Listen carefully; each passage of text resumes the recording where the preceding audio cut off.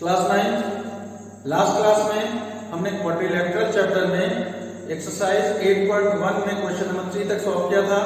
अब आज हम इस क्लास में उसके आगे कंटिन्यू करेंगे क्वेश्चन नंबर 4 से। तो चलो क्वेश्चन नंबर 4 पहले पढ़ें। Show that the diagonals of a square are equal and bisect each other at right angles. हमें ये शो करना है कि किसी भी स्क्वायर का जो डायगोनल्स होता है वो एक तो इक्वल होता है और दूसरी चीज हमें प्रूव करनी है कि दोनों डायगोनल्स एक दूसरे को 90 डिग्री पे बाइसेक्ट करते हैं। ठीक है, तो देखो एक्सरसाइज 8.1 क्वेश्चन नंबर 4। इसमें कह रहा है कि एक स्क्वायर है, एक स्क्वायर है, मान लिया ABCD उसका नाम है। अब इसमें कह रहा है कि show that diagonals of a square are equal. जो स्क्वायर के जो डायगोनल्स हैं, यानी कि एक डायगोनल तो हमारा AC है और दूसरा डायगोनल हमारा BD है। तो हमें सबसे पहला चीज ये दिखाना है कि इस स्क्वायर के डायगोनल्स इक्वल है। तो सबसे पहले हम लिख लें गिवन हमें क्या है कि ABCD is a square, ABCD is a square. और हमें प्रूफ क्या करना है, प्रूफ करना है हमें कि डायगोनल्स आर इक्वल, यानी कि AC is equal to BD। इसके अलावा जो डायगोनल्स है वो 90 डिग्री पे बाइसेक्ट करते हैं, यानी कि अगर हम इस इंटरसेक्शन पॉइंट ऑफ इंटरसेक्शन को अगर हम O नाम दे दें तो हमें ये प्रूव करना है कि OA is equal to OC and OB is equal to OD। और इसके अलावा ये जो एंगल्स दिख रहे हैं ये सारे के सारे हमारे 90 डिग्री के होने चाहिए, ये भी हमें प्रूव करना है। ठीक है, तो चलो अब प्रूफ पे चलें।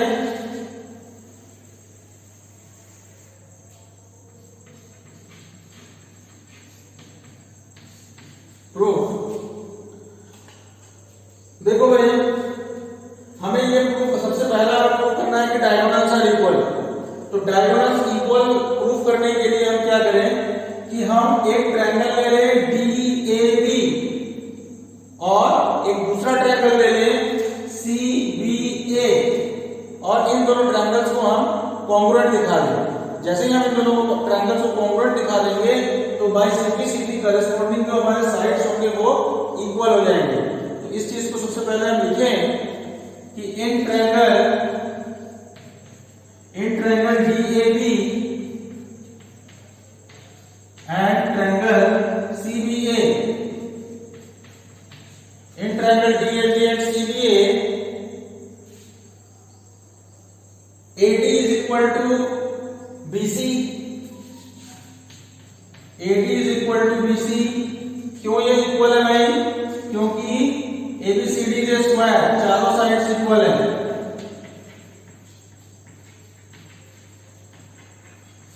ठीक है, इसके अलावा ये जो एंगल A है वो इस एंगल B के बराबर होगा। क्यों बराबर होगा? क्योंकि ये दोनों ही एंगल्स हमारे 90 डिग्री के हैं। और क्यों 90 डिग्री के हैं? क्योंकि ये स्क्वायर है और हमें मालूम है कि स्क्वायर के चारों एंगल्स 90 डिग्री के होते हैं।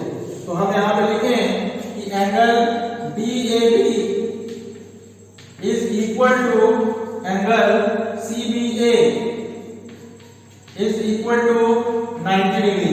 ठीक है, रीजन वही होगा कि ABCD is a square, ABCD is a square. और उसके अलावा ये जो AB है ये दोनों ही ट्रायंगल में है, यानी कि AB इज कॉमन। तो हम लिखें AB is equal to AB, AB is equal to AB। क्यों इक्वल है भाई? क्योंकि ये कॉमन है। Therefore, by side angle side, by SAS rule, by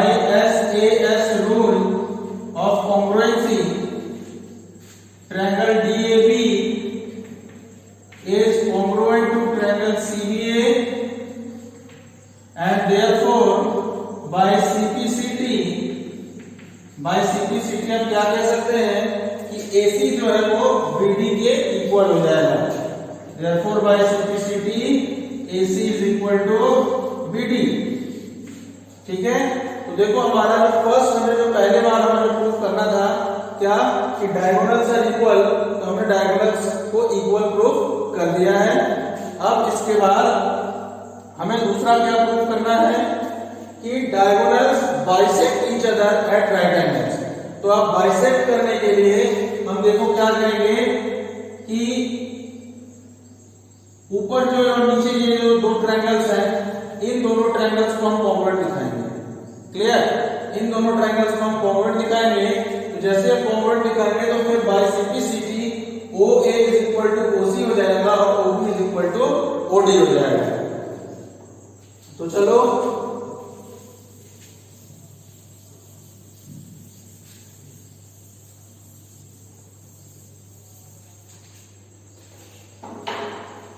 इसमें हम लिखेंगे in triangle AOB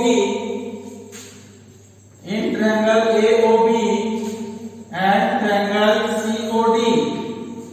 triangle AOB ये वाला ट्रायंगल और ट्रायंगल COD ये वाला ट्रायंगल, इन दोनों ट्रायंगल में अगर हम ध्यान दें तो ये वाला जो एंगल है वो इस एंगल के बराबर होगा। क्यों ये दोनों एंगल्स बराबर होंगे भाई? क्योंकि चूंकि ये स्क्वायर है तो जो BC होगा वो AB के पैरेलल होगा और ये दोनों अल्टरनेट इंटीरियर एंगल होने की वजह से इक्वल हो जाएंगे। तो हम लिखेंगे कि angle ABO is equal to angle CDO। ठीक है, तो angle ABO is equal to angle CDO। Reason क्या है? Alternate interior angle, alternate interior angle. फिर इसके अलावा ये जो DC है वो हमारा AB के बराबर होगा, तो AB is equal to DC। ठीक है, साइड्स ऑफ स्क्वायर ये इसका रीजन है। ठीक है, अब इसके बाद ये वाला जो एंगल है वो इस एंगल के बराबर होगा। Same reason alternate interior angle की वजह से, यानी कि angle BAO is equal to angle DCO। Reason वही है कि ये अल्टरनेट इंटीरियर एंगल्स हैं, alternate interior angle। Therefore by ASA, by angle side angle rule of congruency, triangle AOB is congruent to triangle COD। ठीक है, और जैसे ये दोनों ट्रायंगल्स हमारे कॉन्ग्रुएंट होंगे तो बाय सिंप्लिसिटी OA OC के बराबर हो जाएगा और OB OD के बराबर हो जाएगा। Therefore by simplicity OA equals to OC and OB is equal to OD। ठीक है, तो देखो अब हमने ये भी प्रूफ कर दिया कि जो हमारे डायगोनल्स हैं वो एक दूसरे को बाइसेक्ट करते हैं। लेकिन अब हमें एक चीज और प्रूफ करना है कि ये दोनों जो डायगोनल्स हैं वो 90 डिग्री पे बाइसेक्ट करते हैं। तो इसके लिए हमें एक बार और दो ट्रायंगल्स को कॉन्ग्रुएंट प्रूव करना पड़ेगा, और वो दोनों ट्रायंगल्स कौन से होंगे भाई? दो एडजेसेंट एंगल्स ट्रायंगल को हम कॉन्ग्रुएंट दिखाएंगे, यानी कि AOD और COD। इन दोनों ट्रायंगल्स को जब हम कॉन्ग्रुएंट दिखाएंगे तो यहां से हमें जो एंगल्स है वो 90 डिग्री मिलेगा। अब देखो ये दोनों ट्रायंगल्स हमारे कॉन्ग्रुएंट होंगे कैसे? तो देखो AD जो है वो DC के बराबर होगा, ये तो समझ में आ रहा है। फिर OA जो है वो OC के बराबर है, अभी हमने प्रूफ किया है। और ये जो OD है वो कॉमन है, दोनों ही ट्रायंगल्स में है। तो बाय साइड ये दोनों ट्रायंगल्स हमारे कॉन्ग्रुएंट हो जाएंगे। तो अब हम क्या करेंगे, इन दोनों ट्रायंगल्स को जो एडजेसेंट ट्रायंगल्स हैं इन दोनों को हम कॉन्ग्रुएंट दिखाते हैं।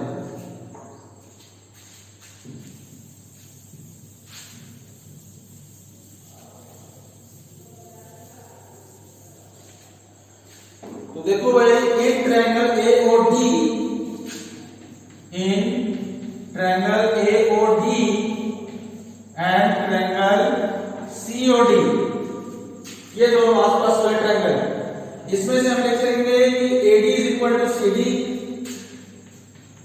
AD is equal to CD, reason क्या है, साइड्स ऑफ स्क्वायर, फिर OA इक्वल्स टू OC, ये भी प्रूफ किया गया है, OA equals to OC, proof, और फिर OD is equal to OD, OD is equal to OD, reason क्या है कि ये कॉमन है, therefore by side rule of congruency, triangle AOD is congruent to triangle COD. Therefore, by CPCT, अब ध्यान देना कि जैसे AOD और COD कॉन्ग्रुएंट हो जाएंगे तो बाय CPCT जो करस्पॉन्डिंग एंगल्स होंगे वो भी हमारे बराबर होंगे। Therefore, हम लिख सकते हैं कि angle AOD is equal to angle COD।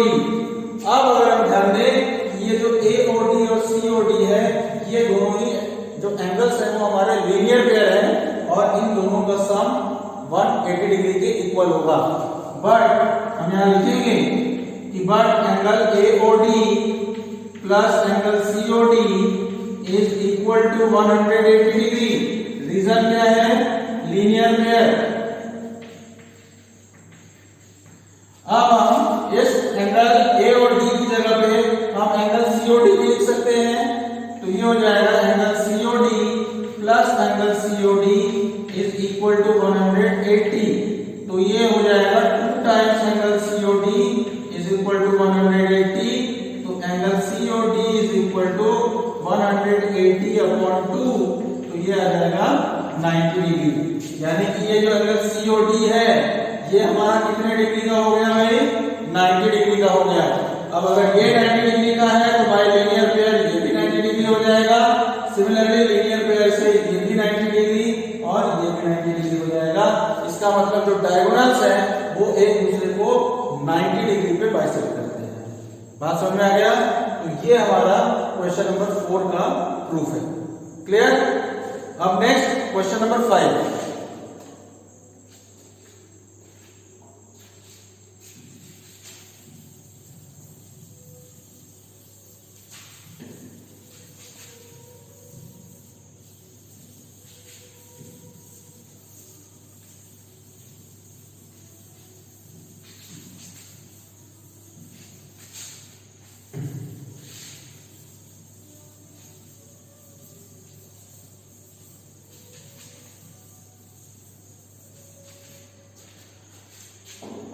Next question number 5 पढ़ते हैं।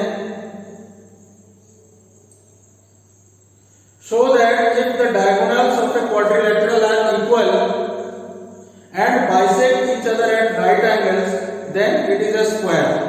ठीक है, तो अब देखो इसमें कह रहा है कि किसी क्वाड्रिलेटरल के जो डायगोनल्स हैं अगर वो इक्वल है और बाइसेक्ट करता है एक दूसरे को at right angles then it is a square. तो देखो इसी एक्सरसाइज में एक क्वेश्चन है और उस क्वेश्चन में स्टेटमेंट लिखा है जिसको कि हमने लास्ट क्लास में प्रूफ भी किया था कि किसी भी क्वाड्रिलेटरल के डायगोनल्स अगर बाइसेक्ट करते हैं एट राइट एंगल्स तो वो क्वाड्रिलेटरल क्या होता है, एक रोम्बस होता है। ठीक है, तो इस स्टेटमेंट का हम इस क्वेश्चन में यूज करेंगे। ठीक है, तो देखो इसमें दिया हुआ है कोई भी एक क्वाड्रिलेटरल है, कोई भी एक क्वाड्रिलेटरल है, मान लिया उसका नाम ABCD है और AC और BD इसके दो डायगोनल्स हैं। ठीक है, अब हमें इसमें दिया क्या हुआ है, दिया ये है कि ये जो डायगोनल्स हैं ये हमारे इक्वल है।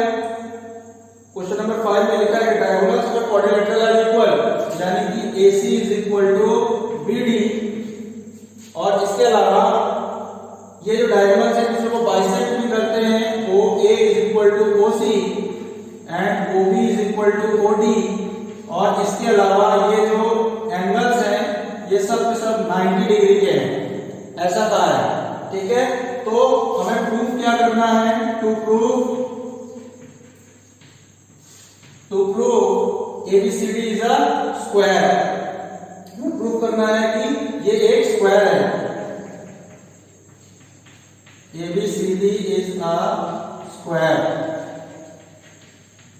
ठीक है, तो अब देखो कि जैसा हमने क्वेश्चन के पहले भी बताया कि क्वेश्चन नंबर जो 3 है एक्सरसाइज 8.1 का, उसमें ये स्टेटमेंट दिया है कि किसी भी क्वाड्रिलेटरल के डायगोनल्स अगर एक दूसरे को बाइसेक्ट करते हैं एट 90 degree at right angles then it is a rhombus.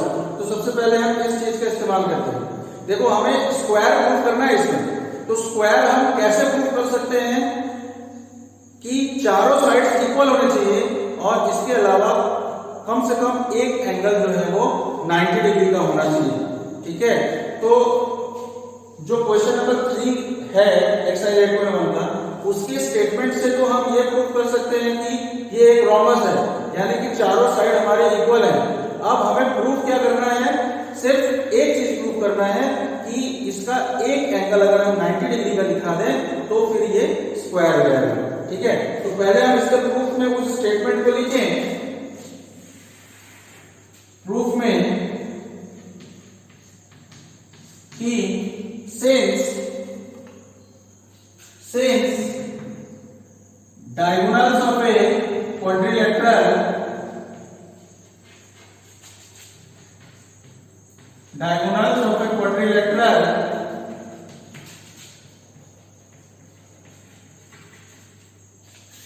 bisect each other,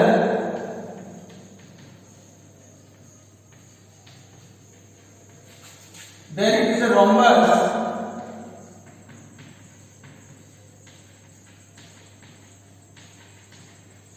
Therefore, here ABCD is a rhombus. Therefore, here ABCD is a rhombus. Therefore, क्योंकि ये rhombus है तो इसके चारों साइड इक्वल होंगे। Therefore, AB is equal to BC is equal to CD is equal to AD। चारों side equal हो गया। अब हमें ये प्रूव करना है कि इसका एक एंगल कम से कम 90 डिग्री होना चाहिए। तो इसके लिए हम क्या करें कि देखो हम ट्रायंगल ले रहे, कौन कौन सा, ट्रायंगल DAB और ट्रायंगल CBA। इन दोनों ट्रायंगल्स को अब हम कॉन्ग्रुएंट दिखाएंगे। तो in triangle DAB and triangle CBA AD is equal to BC।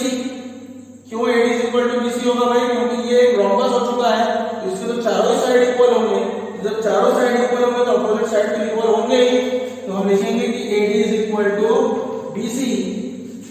Reason है sides of rhombus, sides of rhombus.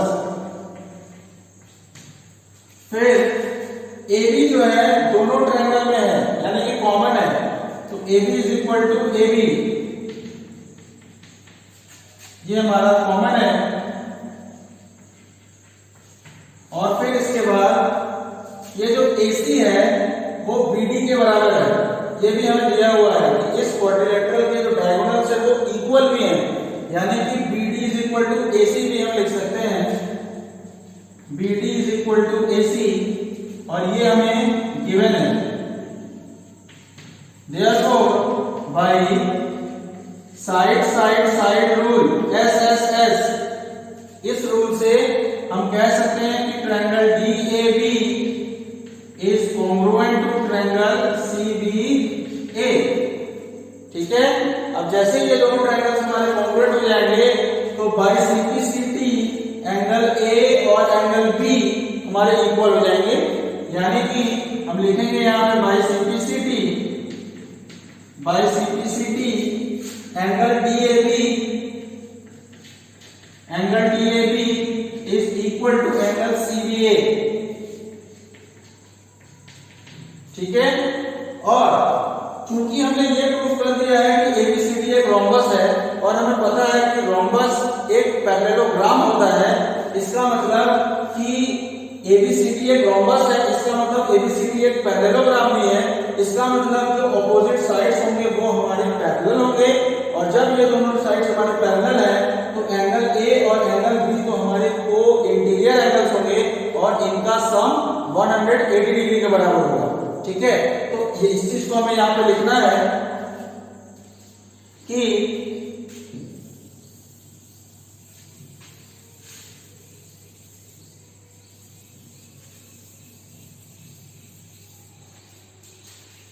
इस चीज को हम यहां पे लिखेंगे कि since ABCD is a rhombus,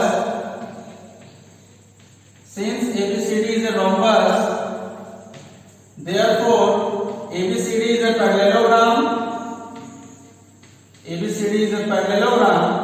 and therefore AD is parallel to BC, and therefore angle DAB and angle CBA are co-interior angles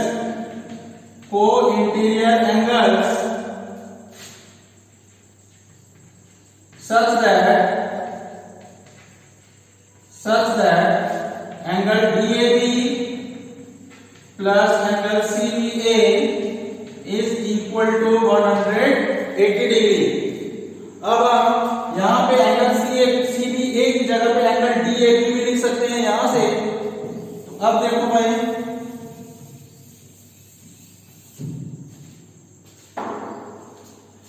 angle DAB plus angle CBA की जगह फिर से हम लिखते हैं angle DAB is equal to 180 degree. तो ये हो जाएगा 2 times angle DAB is equal to 180 degree. तो यहां से angle DAB is equal to आ जाएगा 180/2 यानी कि 90 डिग्री। तो angle DAB is equal to 90 degree. ठीक है, अब देखो पहले ही हमने ABCD को रोम्बस प्रूफ कर दिया था कि ABCD एक रोम्बस है, मतलब इसके चारों साइड्स बराबर हैं। अब हमने ये प्रूफ कर दिया कि ये जो एंगल DAB है, DAB ये एक एंगल इस रोम्बस का 90 डिग्री है। इसका मतलब इसके चारों के चारों एंगल्स 90 डिग्री के हो जाएंगे, क्योंकि ये पैरेललोग्राम है तो अपोजिट साइड्स और को इंटीरियर एंगल से चारों एंगल्स 90 डिग्री हो जाएंगे और इस वजह से ये एक स्क्वायर होगा। ठीक है, अब हम इसको यहां लिखते हैं कि since ABCD is a rhombus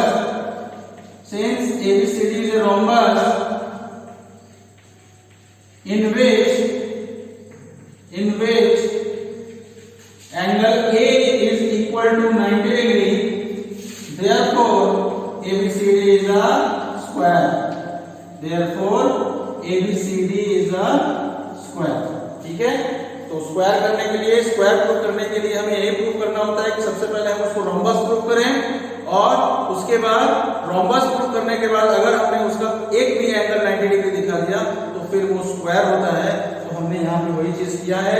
तो सबसे पहले हमने उसको रोम्बस प्रूफ कर दिया और उसके बाद उसका एक एंगल 90 डिग्री दिखा दिया। तो यहाँ से ये प्रूफ हो गया कि ABCD एक स्क्वायर है। ठीक है, तो चलो आज की इस क्लास में इतना ही रहेगा, क्वेश्चन नंबर 5 तक। अब नेक्स्ट क्लास में हम क्वेश्चन नंबर 6 से कंटिन्यू करेंगे। ठीक है, चलो ऑफ करते हैं।